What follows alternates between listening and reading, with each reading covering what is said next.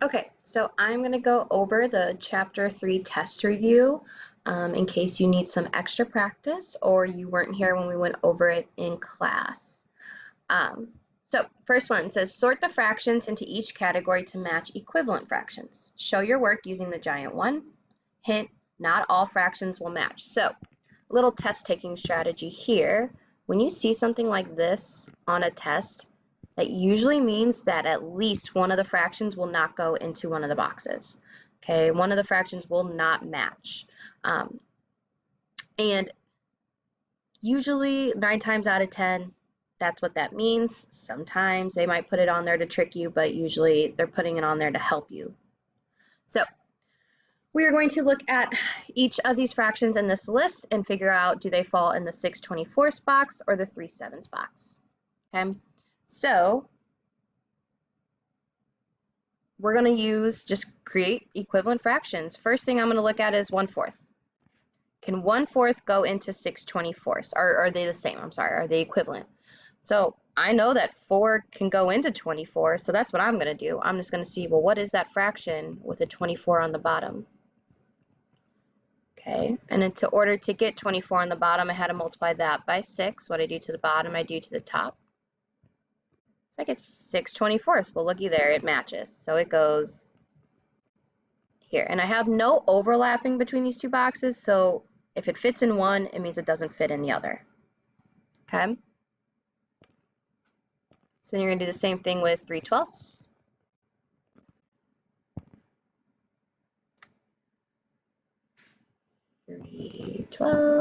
Again, this one goes into 24, so I'm just going to see if it matches with a 24 on the bottom.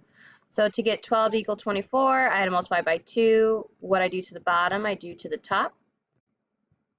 And again, looky there, 3/12 is equivalent.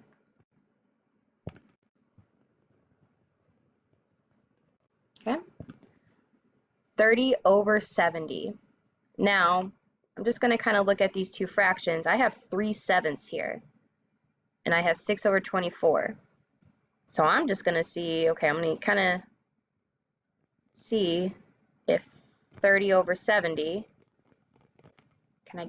I know I can get that to be a 7 on the bottom. If I divide the bottom by, oh my goodness, 10, what I do to the bottom, I do to the top, and I get 3/7. So 30/70 fits in this box.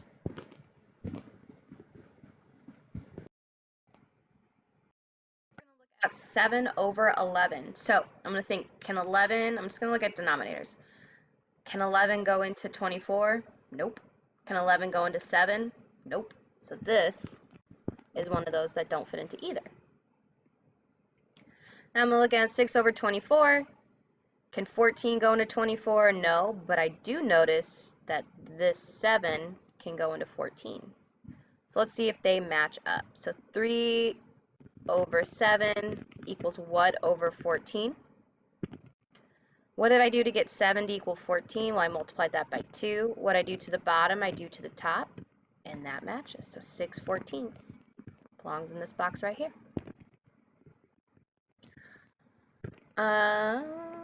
12/48.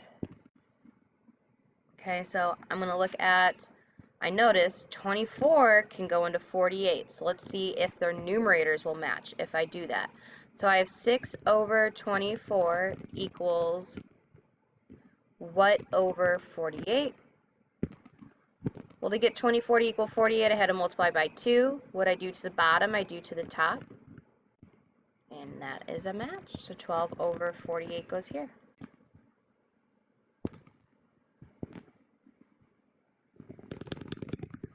Okay. Here, 60/24. Well, I have a fraction with a 24 on the bottom. So the only problem is it's a 6 as my numerator. So that doesn't match. And 3/7, well, 7 doesn't go into 24, so that one does not have a box it goes into. And then 15/35, if I look at this, I know 24 can't go into 35, So if I do have 3, but I know 7 can, so I look at my 3/7. What I multiply 7 by to get 35? 5. What I do to the bottom, I do to the top. And that matches. So that goes in this box. Okay? All right. Write the equivalent fraction and decimal for 40%. So we need both of those. So 40%, remember we said all percents are out of 100. So we're going to go ahead and write, because remember this is 40 hundredths. So we're going to go ahead and write 40 over 100. And then we look, can we simplify? We can. 10 can go into 40 and 10 can go into 100. So I'm going to divide top and, here, I'm going to rewrite this. Going like this so we can better see it.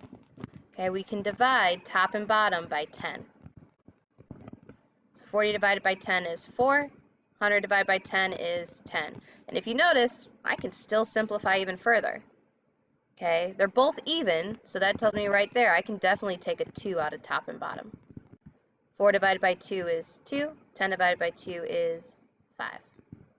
So my fraction is 2/5. And then to get my decimal, remember this is 40 hundredths. So 0.40. Or you can remember our trick. Find the decimal 2 places to the left. Okay.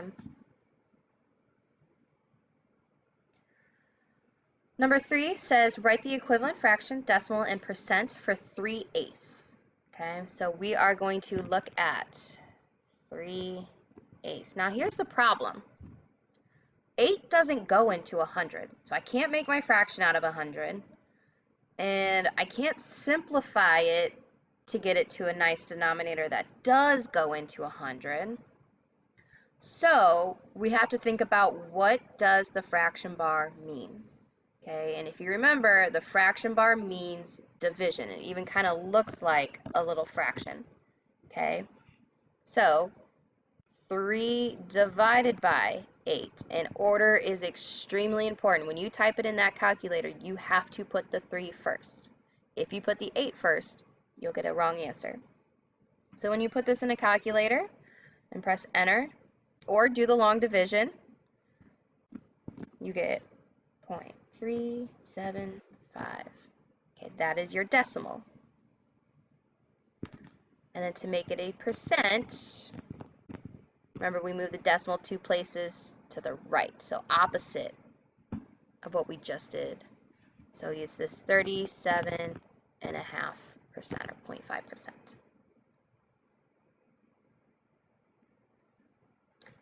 Number 4 says Laura wants to estimate the sum of 26 hundredths and 9 tenths. Should her estimate be more or less than 1? So it didn't really ask you to solve. It's just saying, looking at those two numbers, what do you think her answer will be? More or less than 1 whole. So I'm looking at this and I'm like, okay. First, I'm going to look at this with the same number of digits behind the decimal. So I can see in this one I have 2, in this one I only have 1, so I'm going to throw a 0 on there to better kind of compare. So I have 0.26 and 0.90. When I add 26 to 90, that's definitely going to bring me over 1. So her estimate should be more than 1. Okay, is it going to make me, when I add 0.26, okay, I'm going to have to bring something over here. So that's going to make my answer more than 1.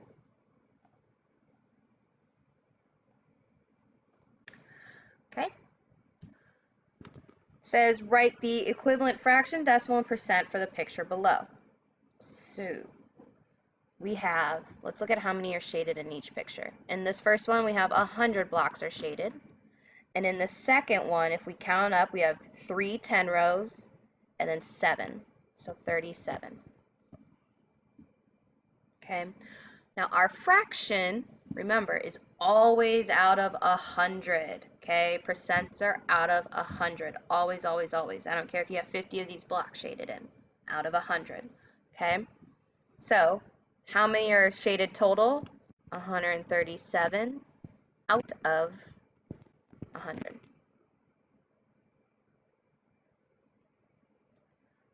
then to make that a decimal, well, if I read this fraction, it says 137 hundredths.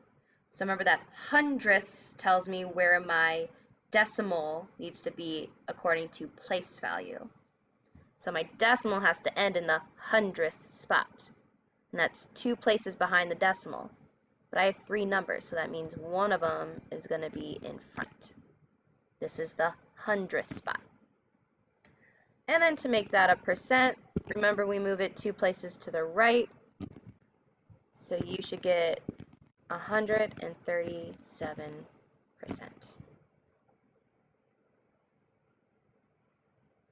Okay. Kelly asked some of her classmates how many hours of sleep they got on school nights. Here are the results. So those are all the different hours. Okay, we're going to make a histogram. So remember, histograms go with frequency. They're intervals. So here are the results. So if you look at this, I want you just to point out real quick, you would really have to look at this list because how it's typed, it's really hard to see, I will admit, and it'll be easier to see it on the test, so don't worry. But we have some 0.5, so that's why there's intervals, and that's why we just numbered our x-axis 1, 2, 3, 4, 5, 6, 7, 8, 9, 10, 11. Okay, because we're all in kind of the same range of numbers, but we do have some 0.5s in there. Okay, so let's look at our smallest number looks like 6. Okay, so let's think. From 6 to really, this is 6.9 hours. Okay, remember because the next number technically goes with the next interval. We have 1, 2. So we have 2 there. So for between 6 to 7, I'm going to make this up to 2. All right? 7 to 7.9. Let's see, I have 1 because that's 7.5. 2. So again, I have 2. So make it the same height. From 8 to 8.9, let's see, I have 1, 2, 3, 4, 5, 6. Okay, so that's a pretty tall one. It's going to take it all the way up to 6. Down. To 9 to 9.9, I have 1, 2, 3, 4.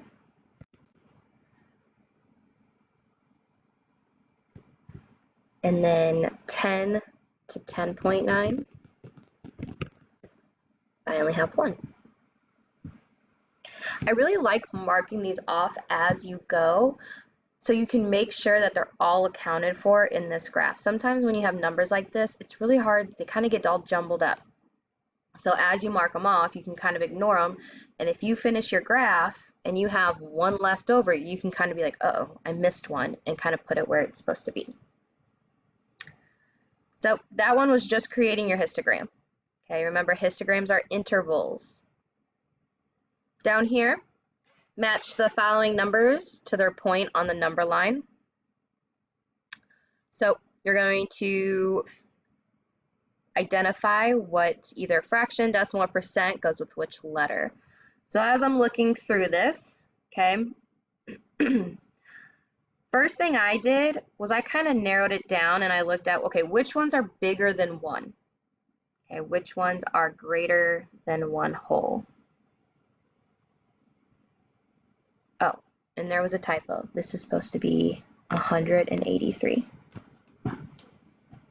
Okay, so if I'm looking at which ones are bigger, there's 120, 1 2/3, and 183. In my head, I think about, okay, which one's bigger and which one's the smallest? So out of those 3 numbers, 120% is the smallest. Okay, because 1 2/3 is almost a whole. So then the next smallest would be your 1 2/3, and 183% would be your next.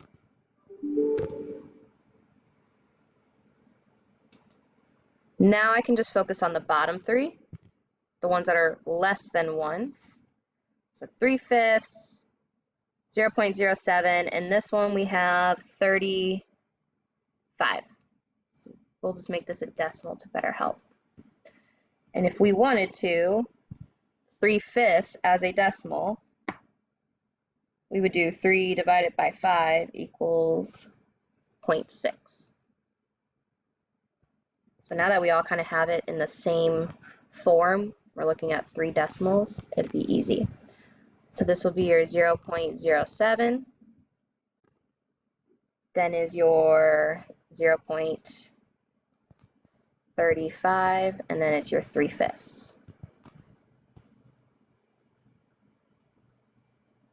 So if you like, you can change them all into the same format. You can make this 1 2/3 into a percent, since the other two you were looking at are percents, and 1 2/3 as a percent is 100, and we'll just say 66 because it's technically 6 repeating.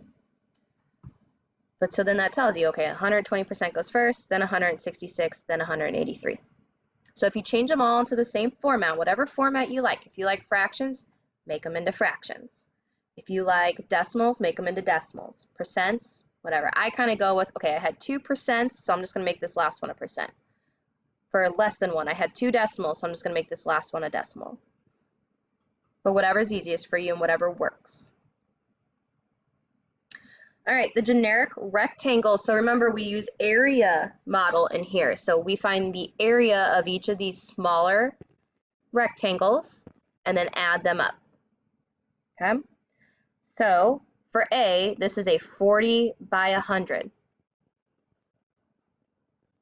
So 40 times 100, you should get 4,000. And I apologize, my marker is not good.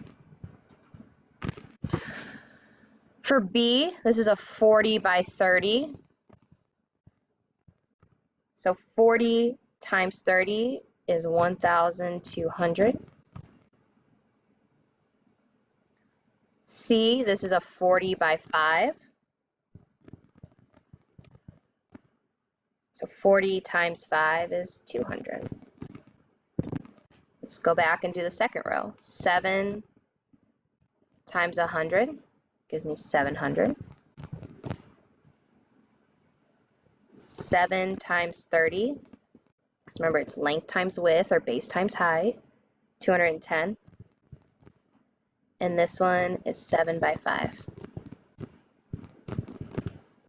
Please make sure you're checking and making sure you're doing the correct length times width. A lot of times a common mistake is for, like, if I'm figuring out D, some students will do 7 times 40. No, well, 40 is this one. Okay, we're looking at how long it is, and it's the same length as up top. So that's where the 100 comes from. Okay, and it's kind of like distributive property. I'm taking this 40 and I'm distributing it to all 3 numbers, and I'm taking this 7 and distributing it to all 3. Okay, and it doesn't ask for the total, but if it wanted to, you would add up all these partial products. So you would do 4,000 plus 1,200 plus 200 plus 700. Oh, here I wrote 7 times 5. That should say 35. 210 and 35. 5, 4, 7, 8, 9, 10, 11, 12, 13. That's what you should get. All right, moving along, we have adding fractions. So remember, when adding fractions, you need common denominators. So common denominator between 3 and 9 is 9. If you said 27, that's fine. Remember, the least common multiple that they go into is just going to help you in the end. It's less simplifying, but 27 is correct as long as you simplify your answer. So I had to think about, what did I do to 3 to get 9? Well, I multiplied that by 3. What I do to the bottom, I do to the top. So 2 times 3 is 6. And this fraction already had a 9 on the bottom, so I just bring it down. When I add, 6 plus 1, 7, and my denominator stays the same. I can't simplify because 7's prime. Here, compute the difference. So remember, when you are subtracting decimals, you have to line up your decimals. You have to, okay? Because if you didn't, your 2 would be under your 9, which is going to give you an incorrect answer. So this little blank, you can just fill in with a 0. So 9 minus 0, 9. 3 minus 2 is 1. You bring your decimal straight down. 8 minus 5 is 3. I am going to want to see this work.